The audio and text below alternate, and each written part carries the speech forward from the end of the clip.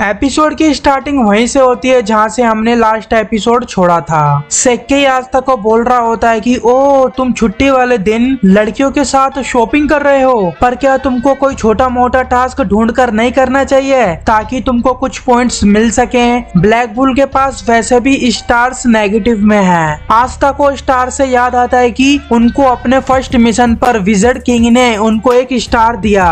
ये सुन सेक्के शॉक्ड हो जाता है एंड जेलस होकर कहने लगता है मेरे को भी स्टार मिले। बट तभी एक चोर ओल्ड लेडी के पैसे छीनकर वहाँ से भागने लगता है। आस्था उसके पीछे भागने लगता है उसको पकड़ने के लिए। सेक्के भी लड़कियों के सामने कहाँ रुकने वालों में से है, वो भी उस चोर को पकड़ने के लिए जाता है। बट जाने से पहले वो नोएल एंड वेनेसा को ये फालतू सी फ्लैंक किस करता है जो उन दोनों को बिल्कुल पसंद नहीं आती, और ना ही उसकी मैजिक कार। हालांकि ये मैजिक कई तरह से यूजफुल होता है। वो चोर एक मैजिक क्लाउड पर बैठकर उड़ रहा होता है, उसी के द्वारा वो भाग रहा होता है वहाँ से। जब तक वो गली में होता है आस्था उसके पीछे बहुत करीब होता है। अब ये तो हम सबको पता ही है कि आस्था की फिजिकल पावर कितनी अच्छी है। वो चोर भी हैरान हो जाता है यार ये क्या बवाल आदमी है। वो जैसे ही वहाँ से ऊपर उड़ने लगता है गलियों में से बाहर निकल कर, तब आस्था को कुछ ना कुछ करना ही होगा, वरना वो फिर उसको पकड़ नहीं पाएगा, वो वहाँ से बच के निकल जाएगा। आस्था उसके मैजिक क्लाउड को नलीफाई कर देता है अपनी मैजिक स्वॉर्ड से,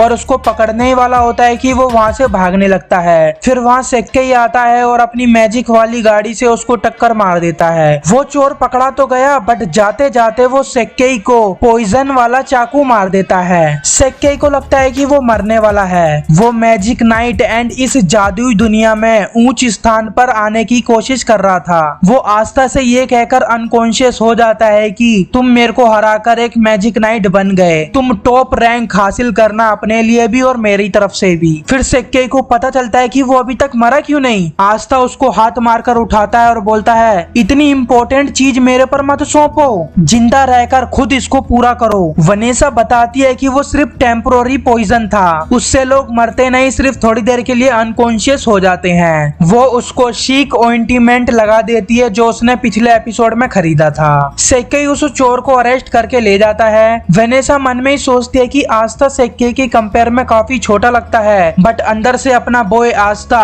काफी स्ट्रॉन्ग है सेक्के से। वो लोग उन ओल्ड लेडी को उनका सामान लौटा देते हैं और वहाँ से ये कहकर चले जाते हैं कि अब दोबारा इसको छीनने मत देना और सेफ रहना। फिर हम देखते हैं कि वो ओल्ड लेडी एक्चुअली में विज़र्ड किंग है, जिन्होंने मैजिक से सिर्फ उन ओल्ड लेडी का रूप बदल रखा होता है, और वो बोल रहे होते हैं कि ओ ऐसा जादू जो जादू को ही नलीफाई कर देता है, क्या हम इसको एज अ मैजिक भी कंसीडर कर सकते हैं। यामी ने बहुत इंटरेस्टिंग मेंबर को अपनी स्क्वाड में ज्वाइन किया है। जैसे ही वो विज़र्ड किंग अपना रूप बदलते हैं, यानी कि अपने असली रूप में आते हैं, मार्क्स अपने मैजिक के थ्रू विज़र्ड किंग से कांटेक्ट करके बोलते हैं कि तुम क्या कर रहे हो, तुम एक विज़र्ड किंग हो, अपनी पोजीशन पर वापस आओ। बट जूलियस तो एक मैजिक नर्ड है और वो सब नए नए मैजिक को देखना चाहता है। अभी अभी जो नए मेंबर आए हैं उनकी नई नई एबिलिटी एंड मैजिक से एनकाउंटर करना चाहते हैं। उसी टाइम उनको यूनो दिखता है और वो उनका पीछा करने लगते हैं। यूनो को तो आप लोग जानते ही होंगे, और ये है क्लाउस, यूनो का सीनियर, एंड ये है मिमोसा, ये भी यूनो की तरह एक न्यू मेंबर है। और ये भाई साहब का नाम है सलीम, ये वही बंदा है जिसको यूनो ने मैजिक एंट्रेंस एग्जाम में हराया था। ये यूनो से हार गया था तो ये किसी भी स्क्वाड में सेलेक्ट ही नहीं हुआ, और ये तीनों मैजिक नाइट इस सलीम की प्रोटेक्शन के लिए हैं। एक्चुअली में इनको एक मिशन मिला है सलीम के बॉडीगार्ड बनने के लिए। क्लाउस यही सोच रहा होता है कैप्टन विलियम्स ने क्लाउस को सलीम है वो हैप्शेफ फैमिली से बिलोंग करता है, वो उनका बेटा है जो शायद क्लोवर किंगडम के मित्र हैं। हैप्शेफ फैमिली में बहुत सारे पावरफुल लोग हैं, पर फिर भी वो specially golden down magic night से हेल्प के लिए पूछते हैं। उनको अपने बेटे को हार्ट किंगडम में सही सलामत पहुंचाना है, वो अपनी पढ़ाई हार्ट किंगडम से ही करेगा, वो वहां जाके पढ़ना चाहता है। बीच में कोई डाकू उन पर हमला ना कर दे, इसलिए वो गोल्डन डाउन के मैजिक नाइट को अपॉइंट करते हैं। हैप्शेफ फैमिली मैजिक नाइट को बहुत अच्छी खासी डोनेशन भी करते हैं, इसलिए वो उनको मना भी नहीं कर सकते।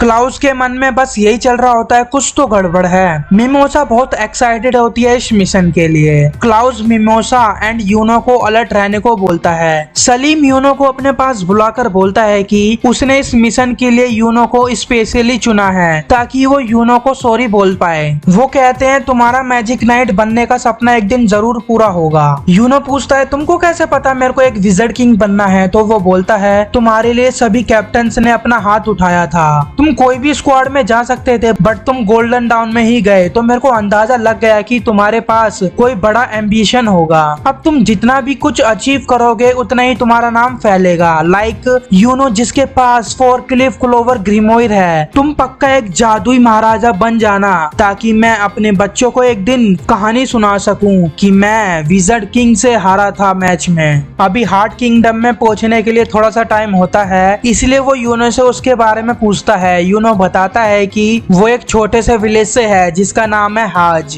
ये विलेज फोर्सेकन रिल्म में है। ये विलेज फोर्सेकन रिल्म में है जिधर फर्स्ट विज़र्ड किंग ने बड़े से डीमन को मारकर सबको बचाया था। अभी भी उधर उस डीमन की खोपड़ी का ढांचा है। यूनो ने कभी अपने पेरेंट्स को नहीं देखा और ना ही उसको पता है कि उसके पेरेंट्स कौन हैं, क्योंकि जब यूनो एक छोटा सा बेबी था तब उसके घर वालों ने उसको चर्च के बाहर छोड़ दिया था। वो चर्च बहुत छोटा एंड गरीब है, बट जितना बेस्ट तरीके से उस चर्च के फादर एंड सिस्टर यूनो को पाल सकते थे उन्होंने किया। क्लाउस के मन में अभी भी बहुत से सवाल चल रहे होते हैं कि हैप्शेफ फैमिली में कोई ना कोई तो होगा जिसको ट्रांसपोर्टेशन मैजिक आता होगा। सलीम उनके साथ बहुत इजीली हार्ट किंगडम में पहुंच जाता बहुत ही कम समय में। मैजिक नाइट को ही क्यों अपॉइंट किया?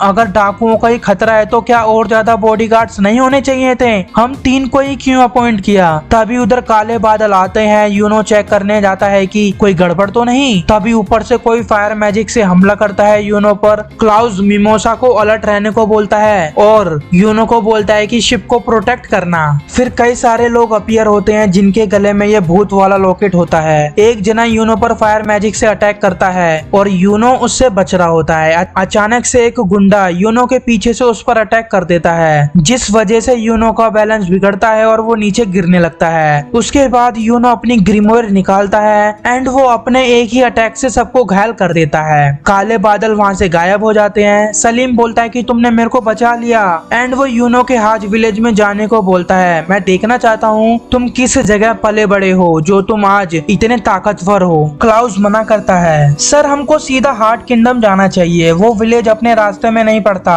और ये बहुत रिस्की भी है, पता नहीं कौन हमारे पर अटैक कर दे। एंड प्लस एक शाही घराने के लोग को कॉमनर रिल्म में कदम नहीं रखना चाहिए। सलीम बोलता है मुझे फर्क नहीं पड़ता हम पर कौन अटैक करे, तुम लोग हो ना मेरी प्रोटेक्शन के लिए, हम सिर्फ थोड़ी सी देर के लिए रुकेंगे। यूनो भी चर्च में सबको देखना चाहता होगा। यूनो बोलता है तुमको इससे क्या मतलब? वो लोग हाज विलेज की तरफ निकल पड़ते हैं। उनको हाज विलेज में वही डीमन का बड़ा सा स्केलेटन देखने को भी मिलता है और साथ में फर्स्ट विज़र्ड किंग का स्टैचू भी जो उस डीमन स्केलेटन के टॉप पर होता है। वो चर्च पहुंच जाते हैं। सिस्टर लिली यूनो को देखकर वेलकम करते हुए पूछती है यहाँ कैसे आना हुआ? यूनो बताता है कि हम एक मिशन पर हैं, बस थोड़े टाइम के लिए हम इधर रुकने आए हैं। सिस्टर लिली कहती है तुम कितने बड़े हो गए हो? यूनो बोलता है मैं चेंज नहीं हुआ, मेरे को यहाँ से जाए हुए सिर्फ 2 ही महीने हुए हैं। सिस्टर लिली कहती है बट अब तुम बदल गए हो, तुम्हारा फेस बहुत मैच्योर लग रहा है। क्लाउस नखरे करने लगता है, मेरे को क्यों इस कॉमनर विलेज में रुकना पड़ रहा है? सिस्टर लिली उसको हेलो बोलती है और क्लाउस अपना इंट्रोडक्शन देता है, मैं इन न्यू रिक्रूट्स का मेंटोर हूँ। सिस्टर लिली थैंक्स बोलती है यूनो का ख्याल रखने के लिए, मैंने तुम्हारे बारे में सुना था लेटर्स में। एंड सिस्टर ने मिमोसा के बारे में भी सुना था। क्लाउस एंड मिमोसा पूछते हैं कि तुम हमारे बारे में क्या लिखते हो? तो यूनो अपना मुंह फेर लेता है। इन शॉर्ट वो उनको नहीं बताना चाहता।